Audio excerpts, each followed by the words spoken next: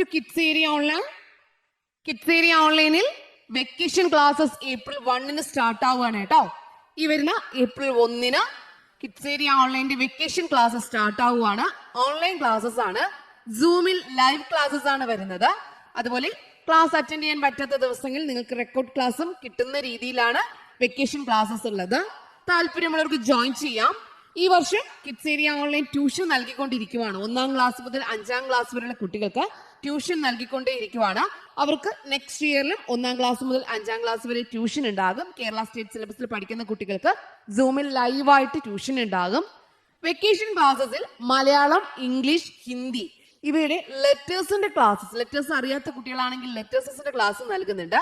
അത് കഴിഞ്ഞ് ലെറ്റേഴ്സ് അറിയാവുന്ന കുട്ടികളാണെങ്കിൽ അവർക്ക് റീഡിംഗ് ആൻഡ് റൈറ്റിംഗ് ക്ലാസ്സസ് നൽകുന്നുണ്ട്. ചില കുട്ടികൾക്ക് എഴുതാനും കൂട്ടി എഴുതുവാനും കൂട്ടി വായിക്കുവാനും മലയാളമായാലും ഇംഗ്ലീഷ് ആയാലും ഹിന്ദി ആയാലും ബുദ്ധിമുട്ടുണ്ടാകും. അവർക്കായിട്ട് ഈ വെക്കേഷന് Hindi, Malayalam, English reading and writing ക്ലാസ്സസും നൽകുന്നുണ്ട്. അത് കഴിയുമ്പോൾ കുട്ടികൾ വായിക്കുവാനും സ്പെല്ലിംഗ് മനസ്സിലാക്കി അക്ഷരത്തെറ്റ് കൂടാതെ എഴുതുവാനും സ്റ്റാർട്ട് ചെയ്യും. അങ്ങനെയുള്ള ക്ലാസ്സസ് ആണ് റീഡിംഗ് ആൻഡ് റൈറ്റിംഗ് ക്ലാസ്സസ് എന്ന് പറയുന്നത്. ഓക്കെ, അതുപോലെ സ്പോക്കൺ ഇംഗ്ലീഷ് ക്ലാസ്സസ് നൽകുന്നുണ്ട്. ഇംഗ്ലീഷ് ഗ്രാമർ, കുട്ടികൾ എക്സാം ഒക്കെ എഴുതാനായിട്ട് ഇംഗ്ലീഷ് ഗ്രാമർ അറിഞ്ഞിരിക്കണം. അതിനായി ഇംഗ്ലീഷ് ഗ്രാമർ ക്ലാസ്സസ് നൽകുന്നുണ്ട്. മാത്സ് ബേസിക് ക്ലാസ്സസ് നൽകുന്നുണ്ട്. ഇതൊക്കെ ഈ അവധിക്കാല ക്ലാസ്സുകളാണ്. താല്പര്യമുള്ളവർ മാർച്ച് 15 മുതൽ ഇവിടെ നൽകിയിട്ടുള്ള വാട്സ്ആപ്പ് നമ്പറിൽ വാട്സ്ആപ്പ് മെസ്സേജ് അയക്കാവുന്നതാണ്. മാർച്ച് 15 മുതലാണ് അഡ്മിഷൻ സ്റ്റാർട്ട് ചെയ്യുക. അപ്പോൾ മാർച്ച് 15 മുതൽ നിങ്ങൾക്ക് ഈ വാട്സ്ആപ്പ് നമ്പറിൽ കോൺടാക്ട് ചെയ്യാം. സൂമിൽ ലൈവായിട്ടാണ് കേട്ടോ ക്ലാസ് വരുന്നത്. ലൈവ് ക്ലാസ്സസും ഉണ്ട്. ലൈവ് ക്ലാസ് അറ്റൻഡ് ചെയ്യാൻ പറ്റാത്ത ദിവസങ്ങളിൽ നിങ്ങൾക്ക് റെക്കോർഡ് ക്ലാസ് കിട്ടുന്നതാണ്. 9746487799 ഇതാണ് കിഡ്സ് ഏരിയ ഓൺലൈൻ്റെ വാട്സ്ആപ്പ് നമ്പർ. ഇതിലേക്ക് വാട്സ്ആപ്പ് മെസ്സേജ് അയക്കാവുന്നതാണ്. മാർച്ച് 15 മുതൽ നിങ്ങൾക്ക് ഡീറ്റെയിൽസ് അയക്കുന്നതാണ്. ഓക്കെ, 1ാം ക്ലാസ്സിൽ എക്സാം എങ്ങനെയുണ്ടായിരുന്നു? എക്സാം ഈസി ആയിരുന്നോ? Integration day 3 exam yes easy ആയിരുന്നു അല്ലേ? പ്രവർത്തനം 10 എന്തായിരുന്നു? വായിക്കാം, പാടാം, എഴുതാം. ഇവിടെ പൂവിനെ കുറിച്ച് ചെറിയൊരു പാട്ട് നൽകിയിട്ടുണ്ട്. പല നിറത്തിൽ ടിയ ടിയ, പല മണത്തിൽ ടിയ ടിയ, വണ്ടിന്റെ കൂട്ടുകാർ ടിയ ടിയ, ചെടിയിൽ വിരിയുന്നു ടിയ ടിയ. പൂവിനെ കുറിച്ചാ പറയുന്നേ. പല നിറത്തിലുണ്ട്, പല മണത്തിലുണ്ട്, വണ്ടിന്റെ കൂട്ടുകാരാണ് പൂക്കൾ, ചെടിയിൽ വിരിയുന്നതാണ് പൂക്കൾ എന്ന് പറയുന്നുണ്ട് അല്ലെ? അങ്ങനെയാണെങ്കിൽ ക്വസ്റ്റ്യൻ എന്തായിരുന്നു?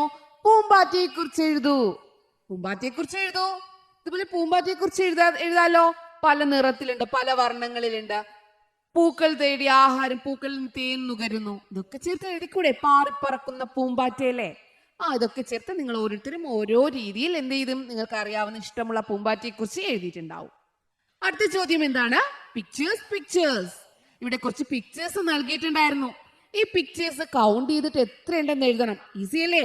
എത്ര പൂക്കൾ ഉണ്ടായിരുന്നു നിങ്ങൾ കൗണ്ട് ചെയ്തപ്പോൾ? ബട്ടർഫ്ലൈസ് എത്ര ഉണ്ടായിരുന്നു? സ്റ്റാർസ് എത്ര ഉണ്ടായിരുന്നു? നിങ്ങൾ എല്ലാവരും കൗണ്ട് ചെയ്തിട്ടുണ്ടാവും. ടീച്ചർ ആൻസർ പറയാട്ടോ. നിങ്ങൾ എഴുതിയ ഉത്തരം ശരിയാണോ എന്നപ്പോൾ അറിയാലോ. ടീച്ചർ കൗണ്ട് ചെയ്യുന്നില്ല, നിങ്ങൾ എല്ലാവരും കൗണ്ട് ചെയ്തില്ലേ? യെസ്. ഇപ്പോൾ ബട്ടർഫ്ലൈസ് എത്ര ഉണ്ടായിരുന്നു? 7 ബട്ടർഫ്ലൈസ് ഉണ്ടായിരുന്നു. ഓക്കെ, ഫ്ലവേഴ്സ് എത്ര ഉണ്ടായിരുന്നു? 12 ഫ്ലവേഴ്സ് ഉണ്ടായിരുന്നു. സ്റ്റാർസ് എത്ര ഉണ്ടായിരുന്നു? 9 സ്റ്റാർസ് ഉണ്ടായിരുന്നു. എഴുതിയില്ലേ? യെസ്. എന്താ അടുത്ത question? Write the number of pictures from the smallest to the largest. ചെറുതിൽ നിന്ന് വലുതിലേക്ക് എഴുതുക. 7 ആണ് ആദ്യം വരിക, 9 ആണ് അടുത്ത് വരിക, 12 ആണ് അടുത്ത് വരിക. ചെറുതിൽ നിന്ന് വലുതിലേക്ക് എഴുതുക. എല്ലാവരും എഴുതിയല്ലോ? ഇതിൽ നിന്ന് അടുത്ത ചോദ്യം എന്തായിരുന്നു? How many flowers are more than the stars? സ്റ്റാർസിനെക്കാളും എത്ര ഫ്ലവേഴ്സ് കൂടുതൽ ഉണ്ടായിരുന്നു? സ്റ്റാർസ് എത്രയാണുള്ളത്? 9 ആണ് അല്ലേ? സ്റ്റാർസ് 9 ആണ്. ഫ്ലവേഴ്സ് എത്ര ഉണ്ടായിരുന്നു? 12. സ്റ്റാർസിനെക്കാളും എത്ര കൂടുതൽ ഫ്ലവേഴ്സ് ഉണ്ടായിരുന്നു? 12 - 9 എത്രയാണ്? 3 ആണ് ആൻസർ. 12ൽ നിന്ന് 9 കുറച്ചു, അപ്പോൾ എത്ര കിട്ടി?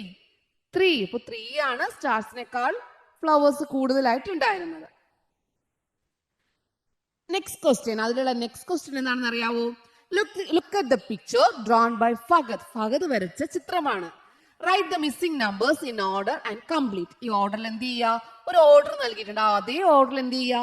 കംപ്ലീറ്റ് ചെയ്യുക. പാറ്റേൺ കംപ്ലീറ്റ് ചെയ്യുക. 12 കഴിഞ്ഞാൽ 13 എഴുതിയിട്ടില്ല, 14 എഴുതിയിട്ടുണ്ട്. 14 കഴിഞ്ഞ് 15 എഴുതിയിട്ടില്ല, 16 എഴുതിയിട്ടുണ്ട്. 16 കഴിഞ്ഞ് 17 എഴുതണ്ട, 18 എഴുതുക. 18 കഴിഞ്ഞ് 19 എഴുതണ്ട, 20 എഴുതുക. 20 കഴിഞ്ഞ് 21 എഴുതണ്ട, 22 എഴുതുക. 22 കഴിഞ്ഞ് 23 എഴുതണ്ട, 24 എഴുതുക. നിങ്ങൾക്ക് അറിയാവുന്നതാണ്. എഴുതിയില്ലേ എല്ലാവരും? യെസ്, പാറ്റേൺ എല്ലാവർക്കും കറക്റ്റ് ആയിരുന്നു അല്ലേ? അടുത്ത ചോദ്യം എന്താ? ഇഴയൻ പുഴു. ഇതൊരു ഇഴയൻ പുഴുവാണ്. കാറ്റർപില്ലർ, പകുതി വെച്ച കാറ്റർപില്ലർ. അതുപോലെ പകുതി വെച്ച ഒത്തിരി ചിത്രങ്ങളുണ്ട്. തേനീച്ച, പശു, ചിലന്തി, മുയൽ, അട്ട, പഴുതാര, പാമ്പ്, ഒച്ച്, നായ, ഉറുമ്പ്, തവള, ഞണ്ട്. ഇതിൽ നിന്നും എങ്ങനെ എഴുതണ്ടേ? കാലില്ലാത്തവ, 4 കാലുള്ളവ, 6 കാലുള്ളവ, ഒത്തിരി കാലുള്ളവ. ആദ്യം കാലില്ലാത്തവ ഇതിൽ ഏതൊക്കെയാണ്? കാലില്ലാത്തവർ ആരൊക്കെയായിരുന്നു?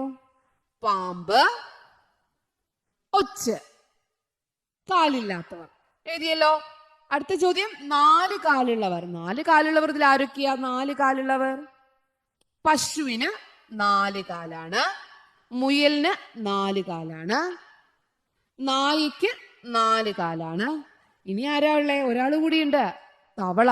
തവളയ്ക്ക് എത്ര കാലുണ്ട്? 4 കാലുണ്ട്. ഓക്കെ. അടുത്ത ചോദ്യം 6 കാലുള്ള ജീവികൾ. 6 കാലുള്ള ജീവികൾ ആരൊക്കെയാ? ഉറുമ്പിന് 6 കാലുണ്ട് കേട്ടോ. ഉറുമ്പിന് 6 കാലുണ്ട്. വേറെ ആരാ ഉള്ളേ?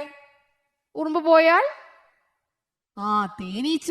തേനീച്ചക്ക് എത്ര കാലുകളാ? 6 കാലുകളാണ്. തേനീച്ചക്ക് 6 കാലുകളാണ്. ഇനി കൂടുതൽ കാലുള്ളവർ ആരൊക്കെയാണ്? ഒത്തിരി കാലുള്ളവർ ആരൊക്കെയാണ്? ഒത്തിരി കാലുള്ളവർ ആരൊക്കെയാ? ഒത്തിരി കാലുള്ളവർ ഇവിടെയുണ്ട് ഒരാൾ, 8 കാലി, അട്ട, പഴുതാര. ഇനിയും ഒരാളുണ്ട്, ആരാ? ഞണ്ട്. ഞണ്ടിനും കൂടുതൽ കാലുകളുണ്ട് അല്ലേ? ഞണ്ടും ഒത്തിരി കാലുള്ളവയിൽ വരുന്നതാണ്. ഓക്കെ. അടുത്ത ചോദ്യം എന്തായിരുന്നു? പകുതി വരച്ച ജീവി ഏത് ഇനത്തിൽ പെടും? പകുതി വരച്ച ഇഴയൻ പുഴു ഏത് ഇനത്തിൽ പെടും? നിറയെ കാലുകളുണ്ട്, അപ്പോൾ ഏത് ഇനത്തിൽ പെടും? ഒത്തിരി കാലുള്ളവ. ഇവിടെ എന്തെഴുതണം? ഒത്തിരി കാലുള്ളവ. ഏത് ഇനത്തിലാ പെടുക? ഒത്തിരി കാലുള്ളവയിലാണ് അത് വരിക. ഇഴയൻ പുഴു വരിക. ഒത്തിരി കാലുള്ളവ എന്ന ഗ്രൂപ്പിലാണ്, ആ പട്ടികയിലാണ് ആര് വരിക? ഇഴയൻ പുഴു വരിക. എഴുതിയല്ലോ. അടുത്ത ചോദ്യം, കംപ്ലീറ്റ് ദ ടേബിൾ. അഭിനവിന്റെ ബർത്ത്ഡേ ആയിരുന്നു കേട്ടോ. അഭിനവിനെ കണ്ടോ? ഇത് അഭിനവിന്റെ ബർത്ത്ഡേ ആണ്. അഭിനവ് എല്ലാവർക്കും സ്വീറ്റ്സ് കൊടുത്തു. ചെറിയ സ്വീറ്റ്സ് ആയതുകൊണ്ട് കൂടുതൽ സ്വീറ്റ്സ് കിട്ടി. ചെറിയ സ്വീറ്റ്സ് ആണെങ്കിൽ നമുക്ക് കൈ നീട്ടുമ്പോൾ ഒത്തിരി സ്വീറ്റ്സ് നമ്മുടെ കയ്യിൽ വീഴത്തില്ലേ? അതുപോലെ ചെറിയ സ്വീറ്റ്സ് ആയിരുന്നു കേട്ടോ. അങ്ങനെ ഈ കൂട്ടുകാർക്ക് ഒത്തിരി സ്വീറ്റ്സ് കിട്ടി. കൂട്ടുകാർ ആരൊക്കെയാ? ഋതികയുണ്ട്, മിനിക്കുട്ടിയുണ്ട്, ആമിന, രാജി, സുമേഷ്. ഓരോരുത്തർക്കും കിട്ടിയ സ്വീറ്റ്സ് എത്രയാണെന്ന് നോക്കിയേ. നമ്മുടെ ഋതികയ്ക്ക് 15 സ്വീറ്റ്സ് കിട്ടി, മിനിക്കുട്ടിക്ക് 20, ആമിനയ്ക്ക് 25, രാജിക്ക് 15, സുമേഷിന് 10. അതിൽ അവിടെ വെച്ച് തന്നെ അവർ എന്ത് ചെയ്തു? കുറച്ച് സ്വീറ്റ്സ് കഴിച്ചു. ഋതിക 15 സ്വീറ്റ്സ് കിട്ടിയതിൽ 5 സ്വീറ്റ്സ് കഴിച്ചു. ബാക്കി എത്ര sweets? Number of sweets taken home. എത്ര സ്വീറ്റ്സ് വീട്ടിൽ കൊണ്ടുപോയി? എങ്ങനെ എഴുതണം? 15 - 5 = 10. എഴുതിയല്ലോ.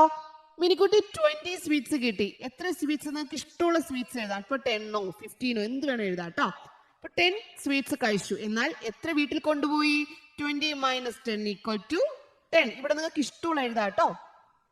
ആമിന 25 സ്വീറ്റ്സ് കിട്ടി, 14 കഴിച്ചു. ബാക്കി എത്ര സ്വീറ്റ്സ് ഉണ്ട്? 11. രാജിക്കോ 15 സ്വീറ്റ്സ് കിട്ടി, 9 സ്വീറ്റ്സ് കഴിച്ചു. എത്ര സ്വീറ്റ്സിന് ബാക്കിയുണ്ട്? 6. സുമേഷ് 10 സ്വീറ്റ്സ് കിട്ടി, 10 സ്വീറ്റ്സും കഴിച്ചു. ബാക്കി എത്രയുണ്ട്? 0. ഓക്കെ, മനസ്സിലായോ? എല്ലാവരും കറക്റ്റ് ആയിട്ട് ചെയ്തില്ലേ? ശരി ഉത്തരമല്ലേ എല്ലാവർക്കും? യെസ്. ഓക്കെ, അപ്പോൾ എക്സാം എങ്ങനെ ഉണ്ടായിരുന്നു? ഈസി ആയിരുന്നല്ലോ? എല്ലാവരും എല്ലാ ആൻസേഴ്സും എഴുതിയല്ലോ? ഓക്കെ ചിൽഡ്രൻ, അപ്പോൾ നമുക്ക് വീണ്ടും കാണാം. Bye bye. Thank you.